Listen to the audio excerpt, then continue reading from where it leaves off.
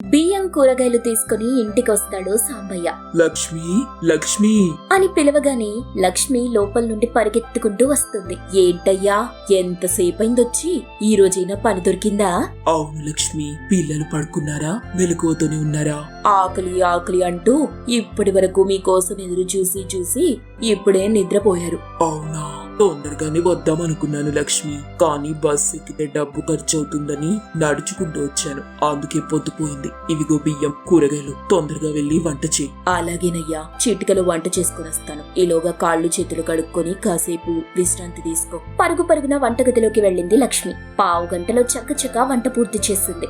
వెళ్లి తమ ఇద్దరు పిల్లలు నిఖిత, కవితలని నిద్రలేపుకొని తీసుకొస్తుంది భార్య. ఇద్దరు పిల్లలకి గోరుముద్దలు తినిపిస్తూ ఉంటారు. నాన్న, పక్కింటి శారద తన దగ్గర విమానం బొమ్మ ఉందని ఫోర్స్ కొడుతుంది. కాసేపు ఆడుకొని ఇస్తానంటే ఇవ్వలేదు. అప్పుడు నేను దానికి చెప్పాను, మా నాన్న పట్నం నుండి వస్తూ ఇందుకంటే పెద్ద విమానం బొమ్మ తెస్తానన్నాడని. నాకు నిజంగానే విమానం బొమ్మ తెస్తావు కదా నాన్న? ఆపవే, ఎప్పుడూ ఆటల పిచ్చే నీకు. అది కాదు నాన్న, మా టీచర్ పుస్తకాలు తీసుకురాకపోతే రేపు స్కూల్ కి రానివ్వనని చెప్పింది. పుస్తకాలు కొని పెట్టవా? అలాగే తల్లి, మీరిద్దరూ కోరినవి తీసుకొస్తాను. ముందు తృప్తిగా తినండి అని వాళ్ళకి భోజనం పెట్టి పడుకోబెట్టారు. సాంబయ్య తన కూతుళ్ల నుదుటిపైన ప్రేమగా నిమురుతూ ఉంటాడు. నీకు గుర్తుందా లక్ష్మి, నువ్వు గర్భవతిగా ఉన్నప్పుడు ఆడపిల్లలు పుట్టబోతున్నారని తెలిసి మీ వాళ్ళు, మా వాళ్ళు అందరూ వద్దు అని చెప్పారు. కానీ పట్టుబట్టి మరి మనిద్దరం వీళ్ళని కన్నా. ఇప్పటికీ మా వాళ్ళు తినటానికి టికానా లేని వాడికి వీళ్ళను పెంచి పెద్ద చేసి పెళ్లిలా చేస్తావని నన్ను ఎగతాళి చేస్తూనే ఉంటారు. కానీ వాళ్ళకేం తెలుసు, ఆడపిల్ల నట్టింట్లో కాళ్లకు పట్టిలు పెట్టుకుని పట్టులంగా జాకెట్టు వేసుకుని ఇలా ఇల్లంతా తిరుగుతుంటే ఆ తండ్రికి ఎంత సంతోషంగా ఉంటుందో.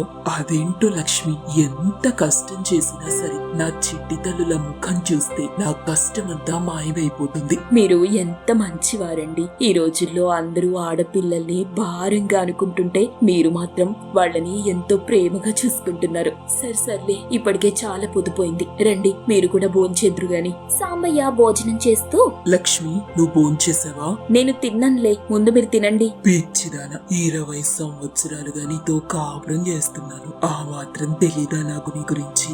నేను తినకుండా నువ్వెప్పుడైనా తిన్నావా? అని అన్నం కలిపి భార్య నోటికి అందిస్తాడు. లక్ష్మి కళ్ళ వెంట నీళ్లు జలజల రాలాయి.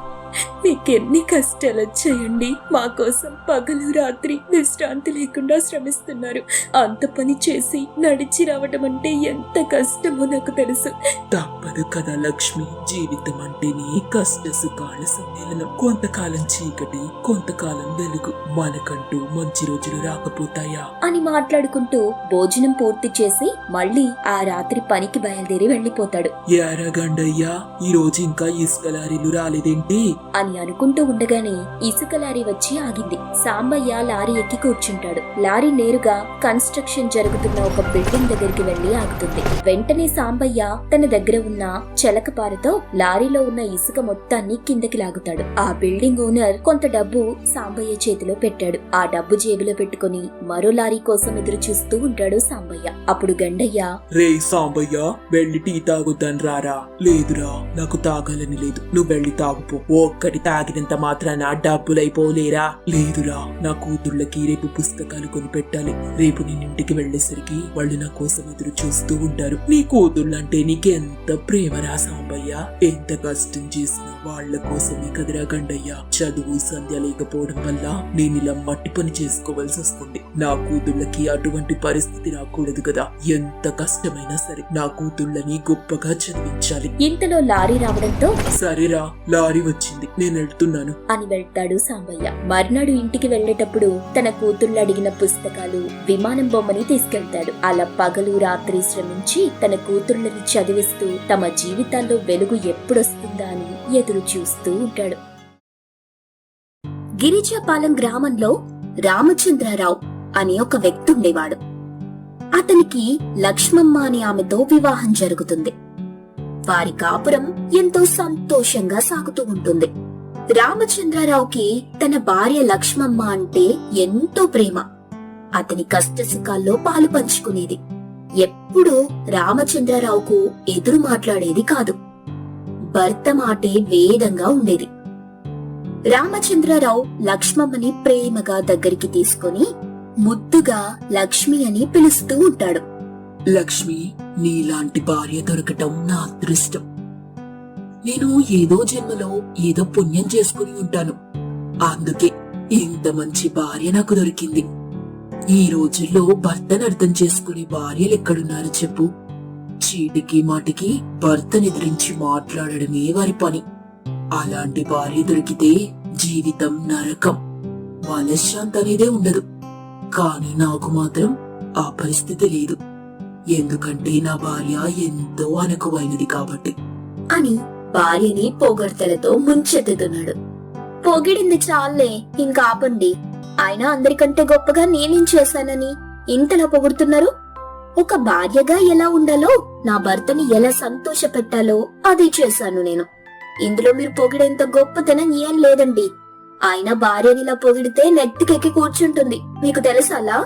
అని తన భర్తని కొద్దిగా అటుపట్టిస్తుంది. మీరు ఎంతో మంచివారండి. మీలాంటి భర్త దొరకటం నా అదృష్టం. ఈ జన్మకి కాదు, జన్మ జన్మలకి మీరే నా భర్తగా రావాలి అని రామచంద్రరావుని కౌగిలించుకుంటుంది. కొద్ది రోజులకి లక్ష్మమ్మ గర్భవతవుతుంది. వారి జీవితం ఇంకా సంతోషమయమవుతుంది.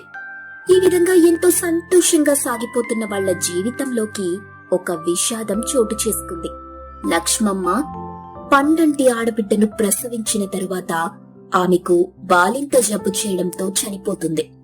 భార్య జ్ఞాపకంగా తన కూతురికి లక్ష్మి అని పేరు పెట్టుకుని అల్లారు ముద్దుగా పెంచుకుంటున్నాడు రామచంద్రరావు.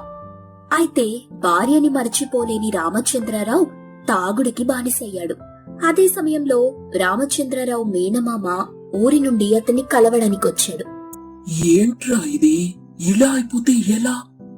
అందరం ఏదో ఒక రోజు వెళ్లిపోవలసిన వాళ్ళమే కదా. అదే తలుచుకుని బాధపడుతూ కూర్చుంటే ఎలా చెప్పు?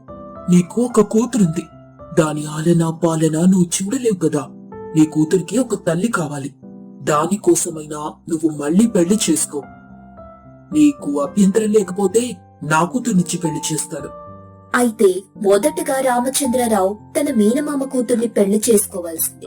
కాని ఆమెను కాదని లక్ష్మిని పెళ్లి చేసుకున్నాడు. ఆ కోపం తన మేనమామ కూతురైన విజయకి ఉంది. వాళ్ల పెళ్లయింది. విజయ పాపని సరిగా చూసుకునేది కాదు. చీటికి మాటికి ఈ విధంగా అంటూ ఉండేది. నా బావ నాకు దూరం కావడానికి మీ అమ్మే కారణం. దానిపై పగ తీర్చుకుందామంటే ఇప్పుడా దిక్కుమాలింది సచ్చింది అని లక్ష్మమ్మని దూషిస్తుంది. తన తల్లిని తిడుతుండడంతో, అమ్మా, పిన్ని నిన్ను తిడుతుంటే నేను చూడలేకపోతున్నాను. నాకు చాలా బాధగా అనిపిస్తుంది. నువ్వు నిజంగా చెడ్డదానివా అమ్మా? ఎప్పుడూ ఏదో ఒక వంకతో నిన్ను గుర్తు చేసుకుని మరీ తిడుతుంది. కానీ నీ మంచితనం గురించి నాకు తెలుసమ్మా. ఈ ఊరి వాళ్ళు నీ మంచితనం గురించి మాట్లాడుకుంటుంటే నేను విన్నాను అని తన తల్లిని తలుచుకుని కన్నీళ్లు పెట్టుకునేది. కొన్నాళ్లకి విజయకి కూడా ఒక పాప పుడుతుంది. తనకి రాణి అని పేరు పెట్టారు. రాణి, లక్ష్మి యుక్త వయసుకొచ్చారు. రాణి కూడా తన తల్లి మాటలు విని అక్క లక్ష్మిని హింసిస్తూ ఉంటుంది. చీటికి మాటికి జుట్టు పట్టుకుని కొడుతూ వెట్టి చాకిరీ చేయిస్తూ ఉంటారు. పాపం లక్ష్మికి భోజనం కూడా పెట్టేవారు కాదు. ఆ రోజు లక్ష్మికి బాగా ఆకలిగా ఉండడంతో వంటగదిలోకి వెళ్లి తినడానికేమైనా ఉన్నాయా అని వెతుకుతుంది. ఆమెకి ఒక గిన్నెలో తనకెంతో ఇష్టమైన పకోడీ కనిపించింది. లక్ష్మి పకోడీ మొత్తాన్ని ఇష్టంగా తింటూ ఉండగా అప్పుడే అక్కడికి వచ్చిన చెల్లి రాణి అది చూసి, అమ్మో అమ్మో, ఇంకేముందమ్మా, వంటగది మొత్తం ఖాళీ చేసేసింది.